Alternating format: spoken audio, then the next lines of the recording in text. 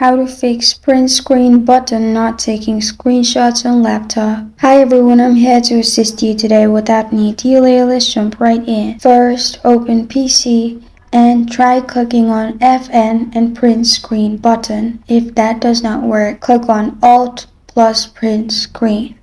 If it still does not work, what you can do is open settings. In settings, click on devices. After you're in devices section, on the left side, click on typing. And if there is print screen taking screenshot option, make sure it's turned on as well. It is not available in my device, so I won't be able to show that. If there is in your device, you can turn that on. Another thing what you can do is simply close the tab of settings and then open computer management. On the left side, click on device manager. In here, search for keyboard.